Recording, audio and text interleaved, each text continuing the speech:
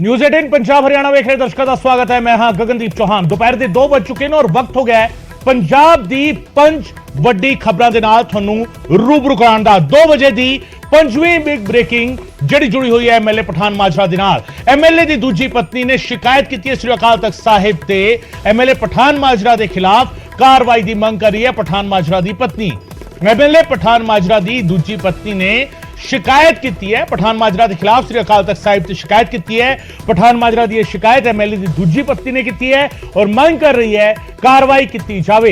हरमीत सिंह पठान माजरा के खिलाफ कार्रवाई की मंग एमएलए पठान माजरा की दूजी पत्नी करी और कह रही है झूठ बोल के ब्याह कराया, इल्जाम लाया, बिना तलाक ले दूजा ब्याह कराने का इल्जाम लाया, शोषण करने का भी इल्जाम जो है लाया और इसे मामले के श्री अकाल तख्त साहिब तो यह मंग कर रही है उथे लिख के बकायदा उसने अपनी लिखती शिकायत जी है भेजी है।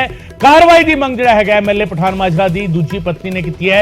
श्री अकाल तख्त साहिब को इंसाफ की मंग जो है एमएलए पठान माजरा की दूजी पत्नी करती हुई नजर आई। अज 5वीं बिग ब्रेकिंग 2 बजे।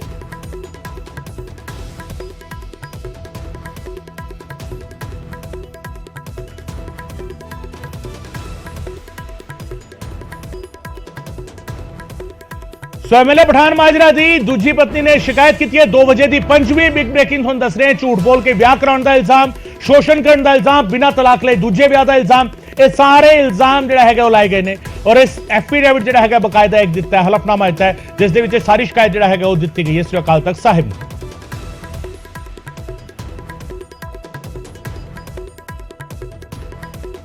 आम आदमी पार्टी के विधायक पठान माजरा की दूसरी पत्नी ने हुण श्री अकाल तख्त साहब दे विच शिकायत दर्ज करवाई है और मंग की है कि पठान माजरा नूं पंथ तो छेक देना चाहिए। मेरे नाल पठान माजरा साहब ने।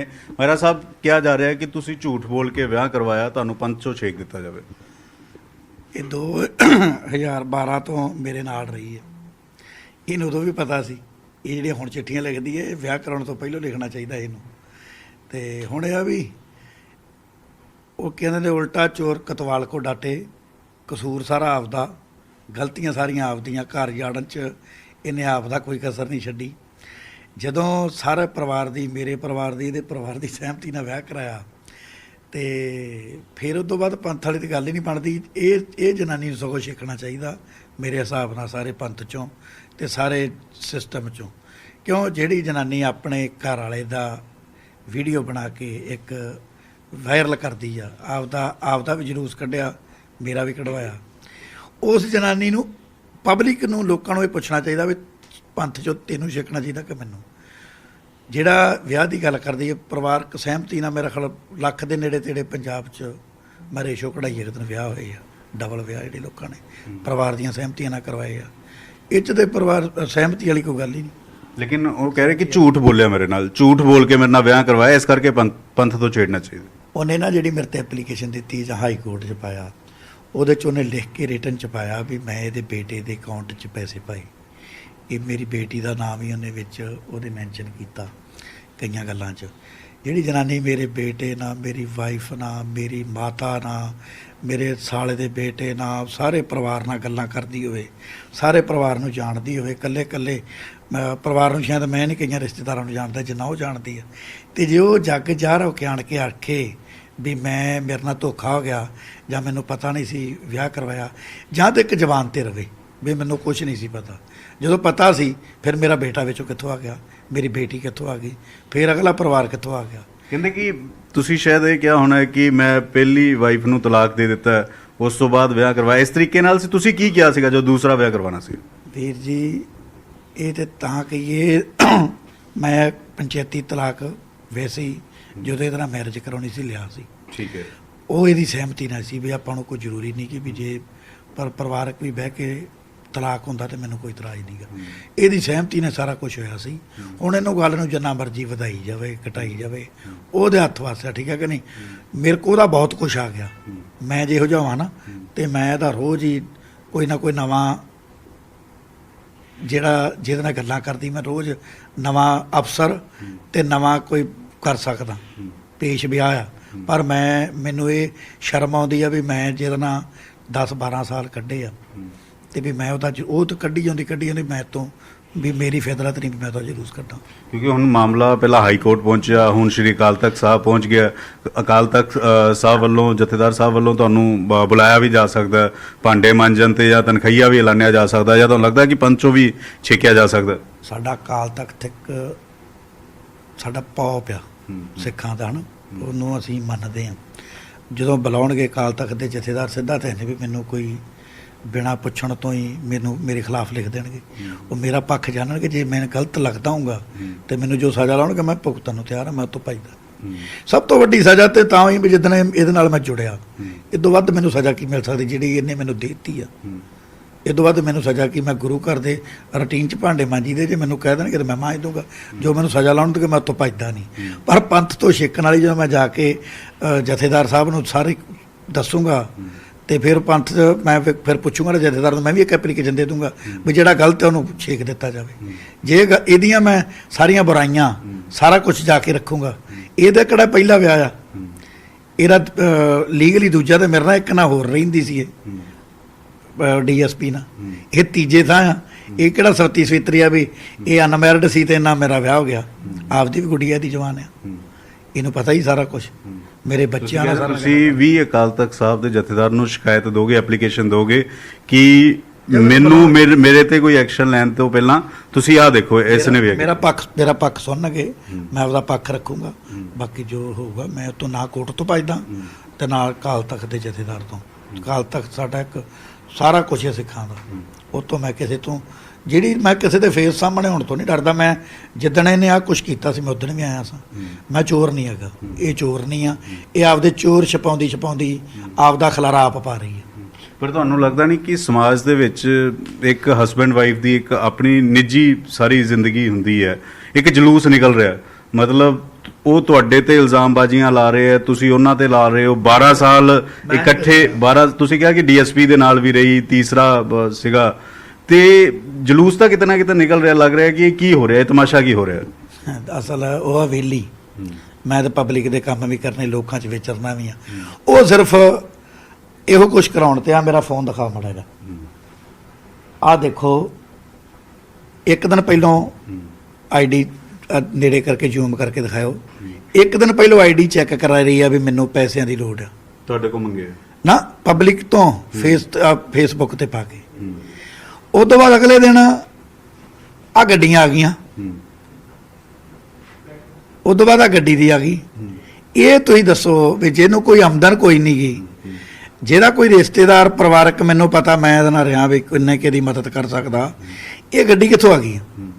ਇੱਕ ਰਾਤ ਪਹਿਲਾਂ ਆਪਾਂ ਪਬਲਿਕ ਤੋਂ ਡਿਮਾਂਡ ਕਰ ਰਹੇ ਹਾਂ, ਇੱਕ ਰਾਤ ਦੇ ਵਿੱਚ ਇਹੋ ਜਿਹਾ ਕਿੱਥੋਂ ਪੈਸਾ ਆ ਗਿਆ ਵੀ ਦੂਜੇ ਦਿਨ ਆਪਾਂ ਨਕਦ ਗੱਡੀ ਲੈ ਕੇ ਆ ਰਹੇ ਹਾਂ? ਇਹ ਜਿਹੜੀਆਂ ਚੀਜ਼ਾਂ ਆ ਕਈ ਕੁਛ ਇੰਟੀਮੇਸ਼ਨ ਦਿੰਦੀਆਂ ਵੀ ਇਹਦੇ ਪਿੱਛੇ ਕੋਈ ਬਹੁਤ ਵੱਡੀ ਸਾਜ਼ਿਸ਼ ਆ। ਸਾਡੇ ਜਿਹੜੇ ਲੀਡਰ ਆ ਜਿਨ੍ਹਾਂ ਨੂੰ ਮੈਂ ਬਰਦਾਸ਼ਤ ਨਹੀਂ ਹੈਗਾ, ਜਿਨ੍ਹਾਂ ਤੋਂ ਮੈਂ ਜਿੱਤਿਆ ਆ, ਕੋਈ ਪਤਾ ਨਹੀਂ ਮੈਂ ਕਿਸੇ ਤੇ ਸਪੈਸ਼ਲ ਟਿੱਪਣੀ ਨਹੀਂ ਕਰਦਾ, ਪਰ ਹੌਲੀ ਹੌਲੀ ਸਾਰਾ ਕੁਝ ਯਾਰ ਹੋ ਜਾਊਗਾ। ਉਦੋਂ ਫਿਰ ਮੈਂ ਉਹਨਾਂ ਨੂੰ ਦੱਸੂਗਾ ਵੀ ਉਹਨਾਂ ਦਾ ਮੇਰੇ ਕੋਲ ਕੀ ਪਿਆ। ਪਾਰਟੀ ਦੇ ਅੰਦਰ ਤੁਹਾਨੂੰ ਪੁੱਛਿਆ, ਪਾਰਟੀ ਦੇ ਅੰਦਰ ਗੱਲਬਾਤ ਹੁੰਦੀ ਹੋਣੀ ਹੈ ਕਿ ਪਠਾਨ ਕੀ ਹੋ ਰਿਹਾ ਹੈ, ਪਠਾਨ ਮਾਜਰਾ ਤੇਰੀ ਵਜ੍ਹਾ ਕਰਕੇ ਇਹ ਸਾਰਾ ਸਾਨੂੰ ਜਵਾਬ ਦੇਣੇ ਔਖੇ ਹੁੰਦੇ ਆ। ਯਾਰ ਗੱਲ ਦੱਸਾਂ ਕੀ ਆ, ਤੁਸੀਂ ਇਹ ਦੱਸੋ ਵੀ ਜੇ ਮੈਂ ਪਾਰਟੀ ਤੋਂ ਕੁਝ ਛੁਪਾਇਆ ਹੋਵੇ, ਮੈਂ ਇਹਦੇ ਬਾਰੇ ਸਾਰਾ ਕੁਝ ਪਹਿਲਾਂ ਦੱਸਿਆ ਸੀ, ਆਪਣੇ ਵਿਆਹ ਬਾਰੇ ਵੀ ਜੱਗ ਜ਼ਾਹਰ ਕਰਕੇ ਮੈਂ ਪਾਰਟੀ ਜੁਆਇਨ ਕੀਤੀ ਸੀ। ਪਾਰਟੀ ਜੇ ਤੇ ਮੇਰੀ ਇਹ ਵੀਡੀਓ ਕਿਸੇ ਪਰਾਈ ਲੇਡੀ ਨਾਲ ਆਉਂਦੀ, ਮੈਂ ਉਹ 'ਚ ਗੁਨਾਹਗਾਰ ਸਾਂ। ਆਪਾਂ ਯਾਰ ਵਿਆਹੁਤਾ ਜ਼ਿੰਦਗੀ 'ਚ ਬਹੁਤ ਕੁਝ ਕਰਦੇ ਹਾਂ। ਜੇ ਹੁਣ ਤੁਹਾਡੀ ਜਨਾਨੀ ਤੁਹਾਡੇ ਨਾਲ ਛੋਟੀ ਜਿਹੀ ਗੱਲ ਤੋਂ ਵਿਗੜ ਕੇ ਜੱਗ ਜ਼ਾਹਰ ਕਰਦੇ ਹੋ, 'ਚ ਕਿਸੇ ਦਾ ਕੀ ਕਸੂਰ ਆ? ਮੈਂ ਕਿੱਥੇ ਦੋਸ਼ੀ ਪਾਇਆ ਜਾਣਾ, ਮੈਨੂੰ ਤੁਸੀਂ ਸਮਝਾ ਦਿਓ।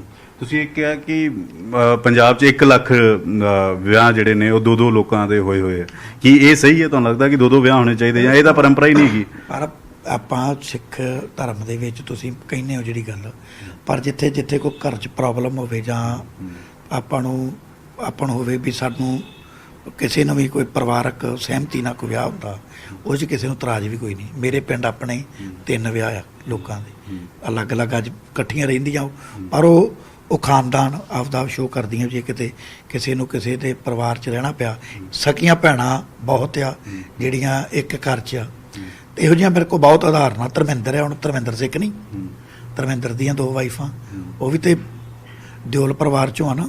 ਤੇ ਇਹ ਆ ਵੀ ਇਹੋ ਜਿਹੇ ਬਹੁਤ ਉਦਾਹਰਨਾਂ ਆ, ਪਰ ਹੁਣ ਉਹ ਸਹਿਮਤੀ ਨਾ ਹੁੰਦੀਆਂ। ਹੁਣ ਇਹ ਜਲੂਸ ਕੱਢਣ ਤੇ ਲੱਗੀ ਤੇ ਤਾਂ ਹੁਣ ਇਹਦਾ ਕੀ ਕਰ ਸਕਦਾ ਕੋਈ? ਇਹਦਾ ਹੁਣ ਕੁਝ ਕਰ ਨਹੀਂ ਸਕਦਾ। ਪਰਿਵਾਰਕ ਪਿਓ ਨੂੰ ਪਤਾ ਸੀ, ਭਰਜਾਈ ਨੂੰ ਪਤਾ ਸੀ, ਭਰਾ ਨੂੰ ਪਤਾ, ਬੇਟੀ ਗਈ ਆ, ਸਾਰਾ ਕੁਝ ਇਹਨੇ ਵੀਡੀਓ ਆਪ ਪਾਈਆਂ, ਸਾਰਾ ਕੁਝ ਪਾ ਕੇ ਹੁਣ ਇਹ ਆਪਦਾ ਖਲਾਰਾ ਆਪ ਪਾ ਰਹੀ, ਤੇ ਮੈਂ ਕੀ ਕਰ ਸਕਦਾ ਉਹ 'ਚ? ਹੁਣ ਸੋ 2 ਵਜੇ ਦੀ 5ਵੀਂ ਬਿਗ ਬ੍ਰੇਕਿੰਗ, ਔਰ ਇਸ ਤੇ ਹੁਣ ਪਠਾਨ ਮਾਜਰਾ ਦਾ ਪੱਖ। ਪਠਾਨ ਮਾਜਰਾ ਨੇ ਸਾਫ਼ ਤੌਰ ਤੇ ਕਿਹਾ ਅਕਾਲ ਤਖਤ ਸਾਹਿਬ ਜੇਕਰ ਸਜ਼ਾ ਦੇਣਗੇ ਤਾਂ ਭੁਗਤਣ ਦੇ ਲਈ ਤਿਆਰ ਆ, ਪਰ ਮੈਂ ਆਪਣਾ ਪੱਖ ਜਿਹੜਾ ਹੈਗਾ ਉਹ ਰੱਖਾਂਗਾ। ਜੇਕਰ ਅਕਾਲ ਤਖਤ ਸਾਹਿਬ 'ਚ ਸੱਦਿਆ ਜਾਂਦਾ ਤਾਂ ਮੈਂ ਜ਼ਰੂਰ ਜਾਵਾਂਗਾ।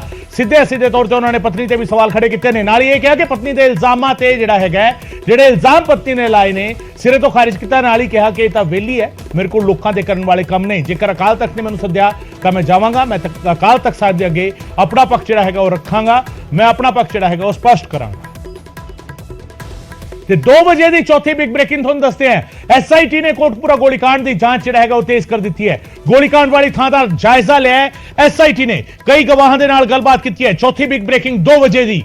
ਐਸਆਈਟੀ ਨੇ ਕੋਟਕਪੂਰਾ ਗੋਲੀकांड ਦੀ ਜਾਂਚ ਤੇਜ਼ ਕੀਤੀ ਹੈ। ਗੋਲੀकांड ਵਾਲੀ ਥਾਂ ਦਾ ਜਾਇਜ਼ਾ ਲਿਆ ਬਕਾਇਦਾ ਐਸਆਈਟੀ ਨੇ, ਕਈ ਗਵਾਹਾਂ ਦੇ ਨਾਲ ਗੱਲ ਕੀਤੀ ਹੈ। ਐਸਆਈਟੀ ਨੇ ਸਪੈਸ਼ਲ ਇਨਵੈਸਟੀਗੇਟਿੰਗ ਟੀਮ ਜਿਹੜੀ ਹੈਗੀ ਹੈ ਉਹ ਪਹੁੰਚੀ ਸੀਗੀ ਘਟਨਾ ਵਾਲੀ ਥਾਂ ਤੇ। ਪ੍ਰਦਰਸ਼ਨਕਾਰੀਆਂ ਤੇ ਪੁਲਿਸ ਨੇ ਗੋਲੀ ਚਲਾਈ ਸੀਗੀ। 2015 ਦਾ ਇਹ ਪੂਰਾ ਮਾਮਲਾ ਹੈਗਾ ਔਰ ਇਸ ਮਾਮਲੇ ਦੇ ਵਿੱਚ ਐਸਆਈਟੀ ਨੇ ਜਾਂਚ ਜਿਹੜਾ ਹੈਗਾ ਇੱਕ ਵਾਰ ਫੇਰ ਤੇਜ਼ ਕੀਤੀ ਹੈ। ਸਾਲ 2015 ਦੇ ਵਿੱਚ ਪ੍ਰਦਰਸ਼ਨਕਾਰੀਆਂ ਤੇ ਪੁਲਿਸ ਨੇ ਗੋਲੀ ਚਲਾਈ ਸੀ। ਬਰਗਾੜੀ ਬੇਅਦਬੀ ਮਾਮਲੇ ਦੇ ਖਿਲਾਫ ਜਿਹੜਾ ਹੈਗਾ ਪ੍ਰਦਰਸ਼ਨ ਜਿਹੜਾ ਹੈਗਾ ਕਰ ਰਹੇ ਸੀਗੇ ਔਰ ਐਸਆਈਟੀ ਨੇ ਹੁਣ ਇਸ ਮਾਮਲੇ ਵਿੱਚ ਘਟਨਾ ਵਾਲੀ ਥਾਂ ਤੇ ਜਾ ਕੇ ਜਿਹੜਾ ਹੈਗਾ ਇੱਕ ਵਾਰ ਫੇਰ ਜਾਂਚ ਕੀਤੀ ਹੈ। ਐਸਆਈਟੀ ਨੇ ਕੋਟਕਪੂਰਾ ਗੋਲੀकांड ਦੀ ਜਾਂਚ ਤੇਜ਼ ਕੀਤੀ ਹੈ। ਗੋਲੀकांड ਵਾਲੀ ਥਾਂ ਦਾ ਜਾਇਜ਼ਾ ਲਿਆ ਐਸਆਈਟੀ ਨੇ।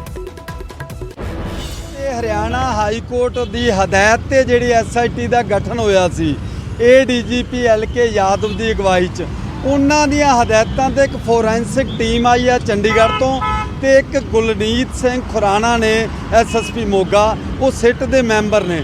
ਉਹਨਾਂ ਦੀ ਅਗਵਾਈ ਦੇ ਵਿੱਚ ਜਿਹੜੀ ਟੀਮ ਆਈ ਹੈ ਉਹ ਬਕਾਇਦਾ ਮਿਹਨਤੀ ਕੀਤੀ ਜਾ ਰਹੀ ਹੈ।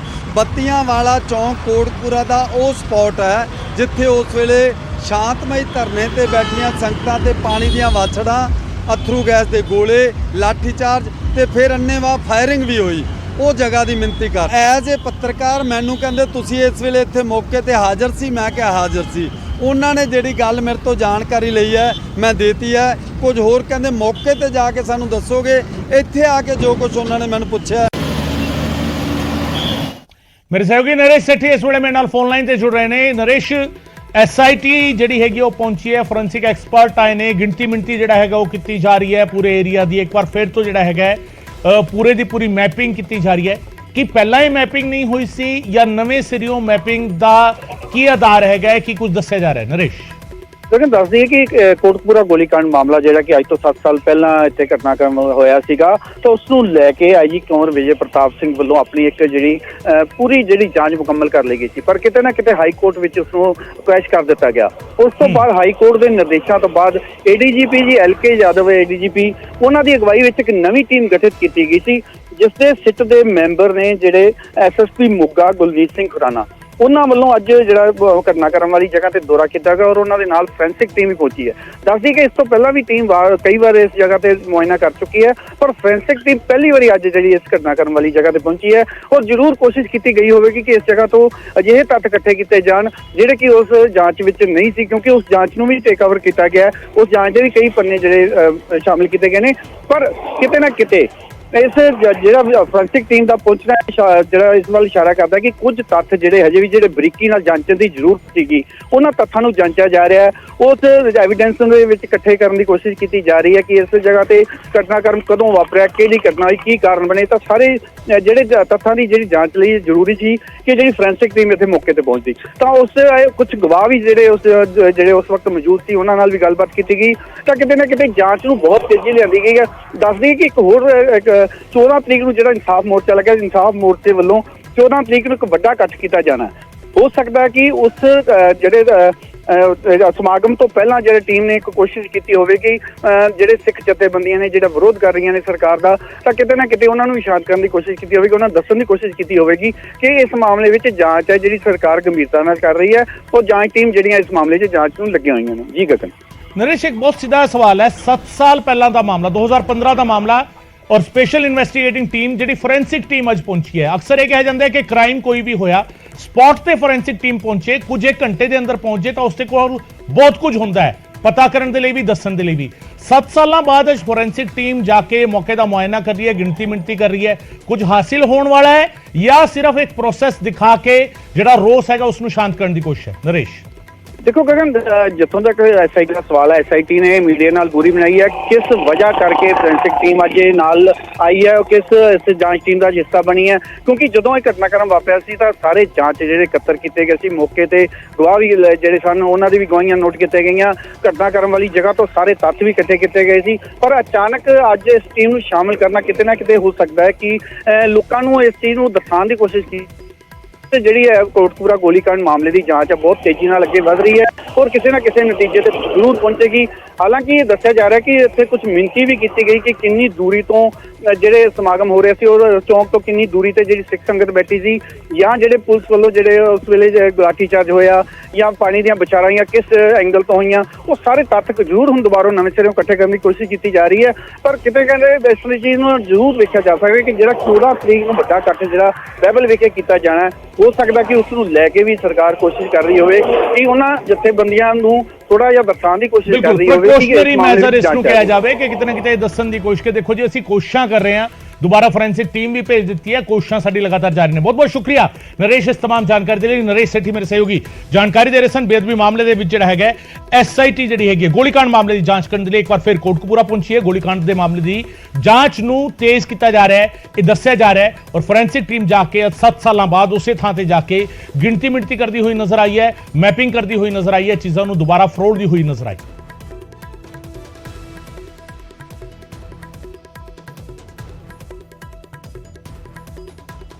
ਉਧਰ ਰਾਮ ਰਹੀਮ ਦੀ ਪੈਰੋਲ ਦੀ ਅਰਜ਼ੀ ਤੇ ਡੇਰਾ ਮੁਖੀ ਦੇ ਪਰਿਵਾਰ ਨੇ ਅਰਜ਼ੀ ਲਾਈ ਹੈ ਰਾਮ ਰਹੀਮ ਦੀ ਪੈਰੋਲ ਦੇ ਲਈ। ਹਰਿਆਣਾ ਦੇ ਜੇਲ੍ਹ ਮੰਤਰੀ ਰਣਜੀਤ ਸਿੰਘ ਚੌਟਾਲਾ ਨੇ ਜਾਣਕਾਰੀ ਦਿੱਤੀ ਹੈ। ਤੁਹਾਨੂੰ ਦੱਸਦੀ ਹੈ ਰਾਮ ਰਹੀਮ ਦੀ ਪੈਰੋਲ ਦੀ ਅਰਜ਼ੀ ਲਾਈ ਗਈ ਹੈ। ਡੇਰਾ ਮੁਖੀ ਦੇ ਪਰਿਵਾਰ ਨੇ ਇਹ ਅਰਜ਼ੀ ਲਾਈ ਹੈ। ਹਰਿਆਣਾ ਸਰਕਾਰ ਦੇ ਵਿੱਚ ਜੇਲ੍ਹ ਮੰਤਰੀ ਰਣਜੀਤ ਚੌਟਾਲਾ ਨੇ ਇਹ ਜਾਣਕਾਰੀ ਦਿੱਤੀ ਹੈ। ਬਕਾਇਦਾ ਕਿਹਾ ਹੈ ਕਿ ਜਿਸ ਤਰੀਕੇ ਅਰਜ਼ੀ ਲਾਈ ਗਈ ਹੈ ਪੂਰਾ ਪ੍ਰੋਸੈਸ ਜਿਹੜਾ ਹੈਗਾ ਉਸ ਨੂੰ ਫੋਲੋ ਕੀਤਾ ਜਾਵੇਗਾ। ਹਰਿਆਣਾ ਦੇ ਜੇਲ੍ਹ ਮੰਤਰੀ ਰਣਜੀਤ ਸਿੰਘ ਚੌਟਾਲਾ ਨੇ ਜਾਣਕਾਰੀ ਦਿੱਤੀ ਹੈ। ਅਰਜ਼ੀ ਕਮਿਸ਼ਨਰ ਨੂੰ ਭੇਜੀ ਗਈ ਹੈ। ਰਣਜੀਤ ਚੌਟਾਲਾ ਨੇ ਕਿਹਾ ਰਿਪੋਰਟ ਆਉਣ ਤੇ ਹੀ ਪੈਰੋਲ ਤੇ ਫੈਸਲਾ ਜਿਹੜਾ ਹੈਗਾ ਉਹ ਲਿਆ ਜਾਵੇਗਾ।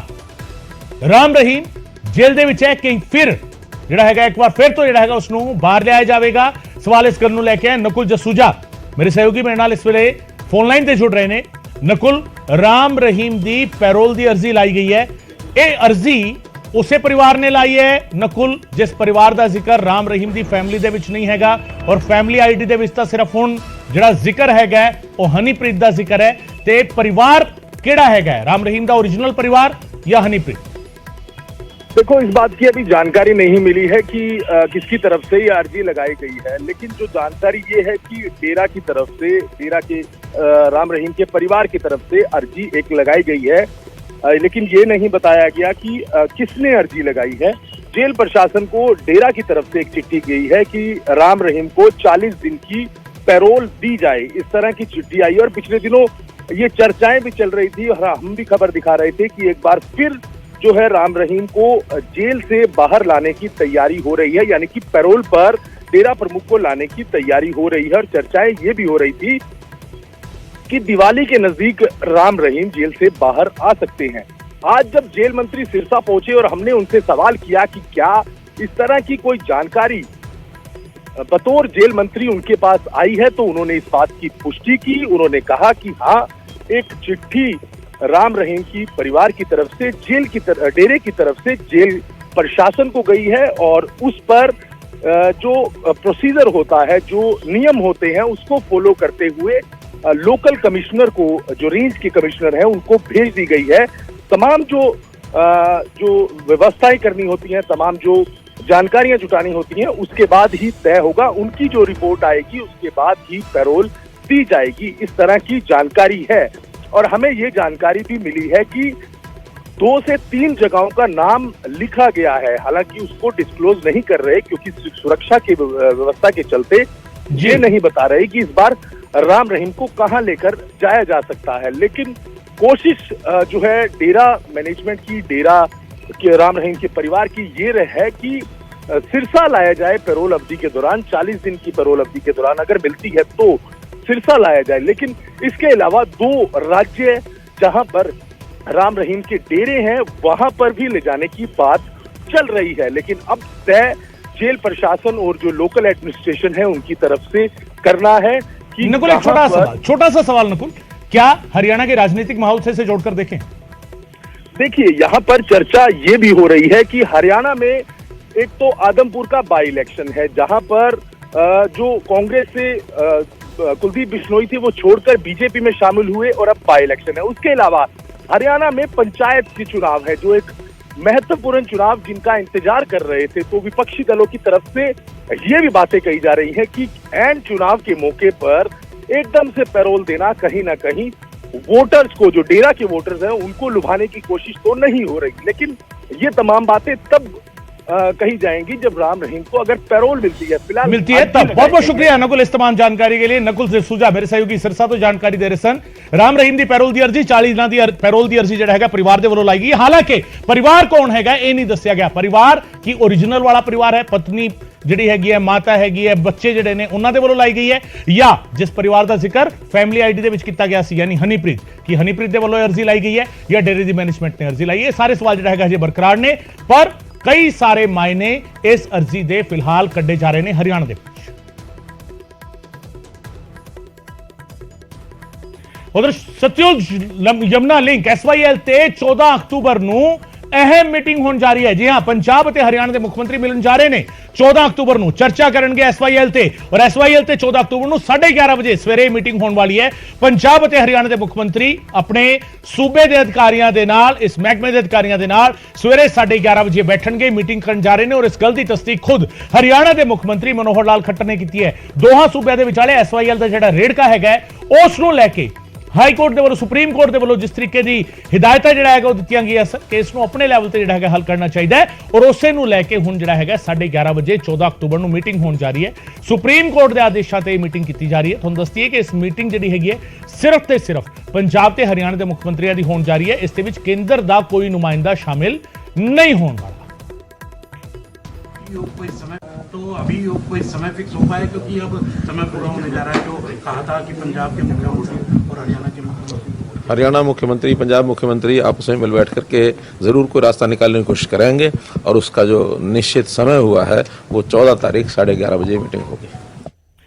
2 बजे की पहली बिग ब्रेकिंग तुहानूं दस रहे हैं। बलवंत सिंह राजवाना की पटीशन ते फैसला लैण दे मूड दे विच केंद्र नजर नहीं आ रहा। सुप्रीम कोर्ट के केंद्र ने जवाब दे दिता है, फिलहाल फैसला नहीं ले रहे। केंद्र ने स्पष्ट कर दिता है मौजूदा हालात ते देश के अंदरूनी सुरक्षा कारणों को वेखदे अजे गृह मंत्रालय ने फैसला नहीं लिया है। हलफनामे के मुताबिक खुफिया जांच एजेंसियों को गृह मंत्रालय ने कहा है कि मौजूदा हालात को वेखदे फैसला ना लिया जाए। न्यूज़ 18 के कोल इस हलफनामे की एक्सक्लूसिव कॉपी है। 1 नवंबर ਨੂੰ अंतिम सुनवाई ਹੁਣ सुप्रीम कोर्ट करेगा।